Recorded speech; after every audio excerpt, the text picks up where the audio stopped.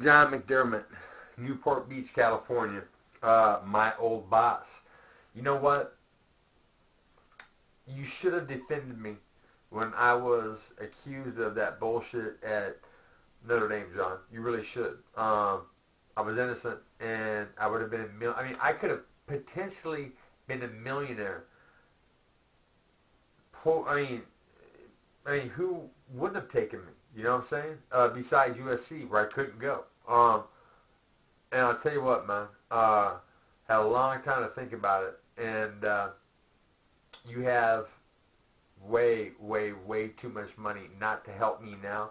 When I'm telling you this, that the kid you knew back then, how fast he was, how strong he was, you know what? I'm leaner now, but I'm faster, and I'm savagely strong when I get spun on stevia and weed, okay?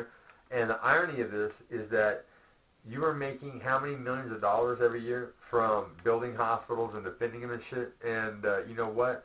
Hospitals are filled with doctors who, for the most part, in my opinion, are high-class order takers like waiters.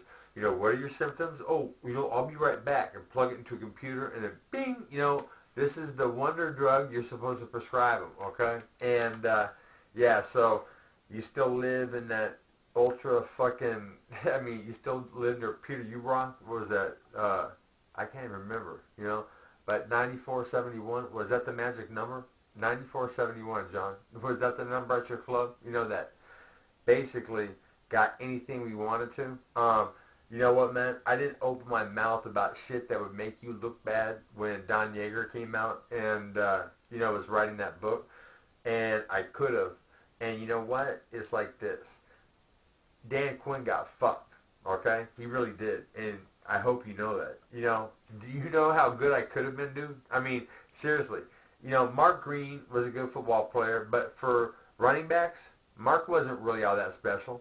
Steve Berline was a good quarterback, but for quarterbacks, was he really all that special? I mean, you know what? Had a longer career than a linebacker, probably would, right? But it's like this. I mean, I could have been, what, like a white LT?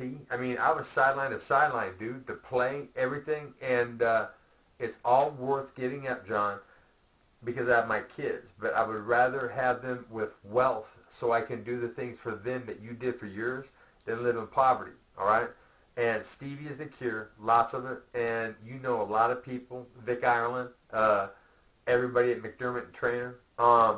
Yeah, somebody do something with stevia. Get some from Trader Joe's, snort some, smoke some, put some in your lip like dip, make water really sweet, drink it, get an energy rush, then you might have to take a shit. And side note, Rick Vardell, you know, use some stevia to get some energy for the fight, and then if I hit you with a body shot, you might take a shit. Anyhow, back to you, John. You have Uber money, and Dan Quinn is eventually going to be filthy rich. I will eventually, I mean, theoretically, I'll make enough money where what I could do is buy a house in Emerald Bay and and then fuck it up. You know what I'm saying? I mean, seriously, that'd be some funny shit, man. You know what? Thinking you're gonna get cool neighbors and then having the neighbors from fucking hell, or having so much money just buying up all the properties and surrounding you. You know? I mean, yeah. Think about it, John.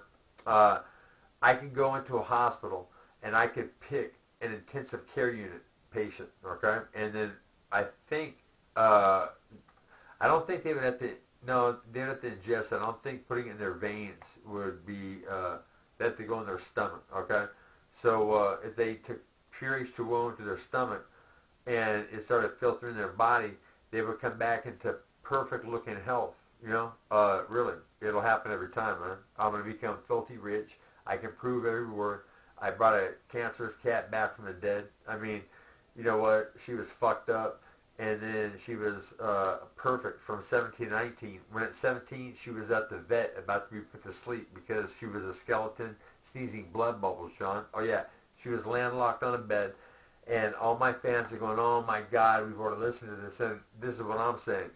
I'm not getting anywhere with the people that are watching now. And so what I'm going to do is tag these differently and, you know, reach out to people that I knew in the past. And John McDermott, ultra wealthy businessman, is one of them, an attorney. You know what?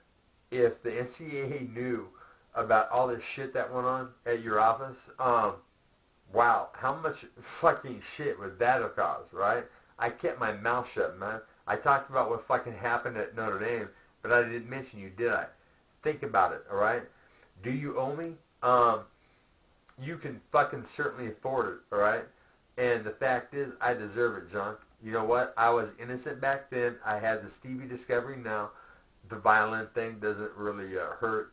And you know what? I would trade, I mean, without question, an NFL future, Pro Bowl, all that shit. I trade it in a second for my kids every time. But now that I have them, I would like to have some money so I can do some good. Feel me?